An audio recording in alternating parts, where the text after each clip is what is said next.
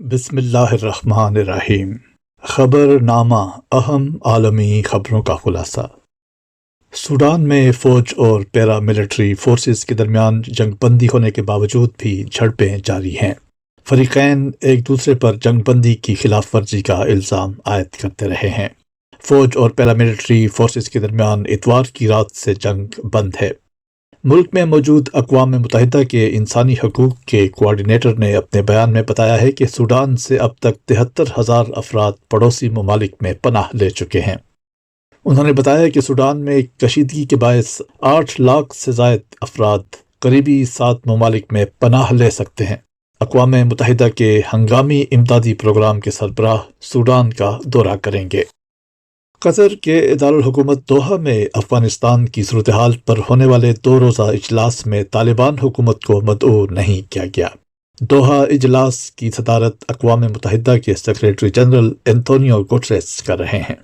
اقوام متحدہ کا کہنا ہے کہ اجلاس کا مقصد افغانستان میں جامع حکومت، انسداد دہشت گردی، خواتین سمیت انسانی حقوق پر متفقہ نقطے پر پہنچنا ہے۔ اجلاس میں پاکستان، چین، ایران، بھارت، امریکہ، برطانیہ سمیت کئی ممالک کے نمائندے شریک ہوئے ہیں۔ واضح رہے کہ اجلاس میں طالبان حکومت کو تسلیم کرنے سے متعلق بات چیت نہیں ہوگی۔ امریکہ نے 11 مئی سے بیرون ملک سے آنے والوں کے لیے لازمی کورونا ویکسین کی شرط ختم کرنے کا اعلان کر دیا ہے۔ وائٹ ہاؤس نے کہا ہے کہ 11 مئی سے فیڈرل ملازمین، کنٹریکٹرز اور بین الاقوامی مسافروں کے لیے کورونا ویکسین لازمی نہیں رہے گی اور امریکہ بھر میں عائد کورونا ہیلتھ ایمرجنسی اٹھا لی جائے گی۔ امریکی ریاست الینوائے میں گرد کے طوفان کی وجہ سے حادثہ پیش آیا جس میں 6 افراد ہلاک ہو گئے۔ گرد کے طوفان کے باعث انٹر اسٹیٹ روٹ 55 پر حادثے میں 80 سے زائد گاڑیوں کو نقصان پہنچا۔ الینوائے پولیس کا کہنا ہے کہ حادثے میں 30 سے زائد افراد زخمی ہوئے ہیں۔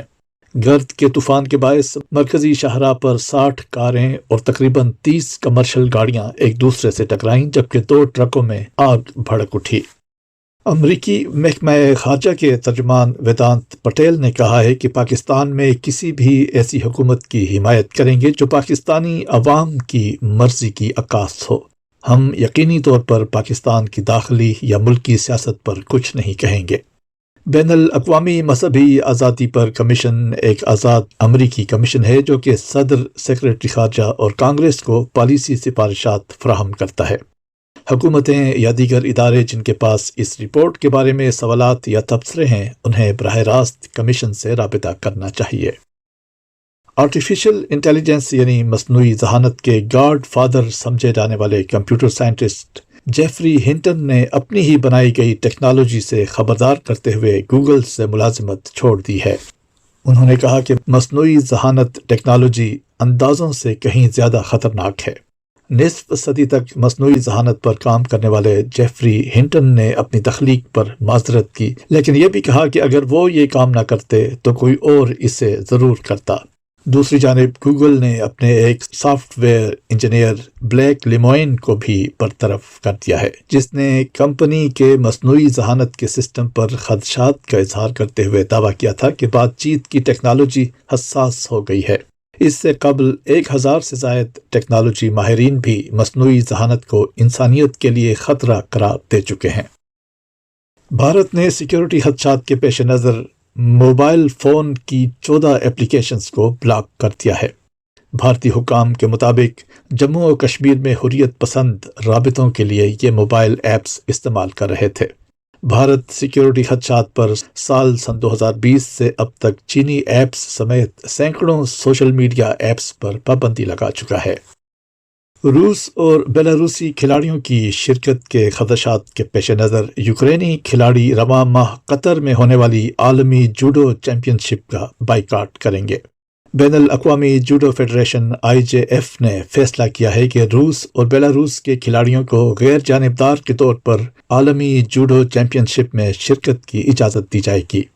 یوکرینی جوڈو فیڈریشن نے اس فیصلے کے بعد کہا کہ ہم نے عالمی چیمپئن شپ میں شرکت نہ کرنے کا فیصلہ کیا ہے۔ چند روز قبل کشتی رانی کی بین الاقوامی کینو فیڈریشن نے کہا تھا کہ روس اور بیلاروس کے کھلاڑی جو یوکرین میں اپنی ریاست کے اقدامات کی حمایت میں نہیں ہیں، غیر جانبدار کے طور پر مقابلوں میں شرکت کر سکتے ہیں۔ امریکہ کی جانب سے دعویٰ کیا گیا ہے کہ گزشتہ 5 مہینوں میں یوکرین کے شہر باخموت میں جاری لڑائی کے دوران 20,000 سے زائد روسی جنگجو ہلاک ہو چکے ہیں۔ امریکی قومی سلامتی کونسل کے ترجمان جان کربی نے نئی خفیہ معلومات کا حوالہ دیتے ہوئے کہا ہے کہ باخموت میں 80,000 روسی فوجی زخمی بھی ہوئے ہیں، جبکہ ہلاک ہونے والوں میں سے نصف کا تعلق ویگنر گروپ سے ہے۔ چھوٹے شہر پر قبضہ کے لیے جہاں صرف چند ہزار شہری رہ گئے ہیں، لڑائی دونوں فریقوں کے لیے بڑی علامتی اہمیت اختیار کر چکی ہے۔ یوکرین کی آرمی کے کمانڈر جنرل اولیکسینڈر سیئرسکی نے ٹیلی گرام پر کہا کہ نئے روسی یونٹس، جن میں پیراٹروپرز اور ویگنر کے جنگجو شامل ہیں، بھاری نقصان اٹھانے کے باوجود مسلسل جنگ میں جھونکے جا رہے ہیں، لیکن دشمن شہر پر قبضہ کرنے سے قاصر ہے۔ اہم عالمی خبروں کا یہ خلاصہ روزنامہ الفضل انٹرنیشنل جمعرات 4 مئی سن 2023 کے صفحہ 8 پہ شائع ہوا۔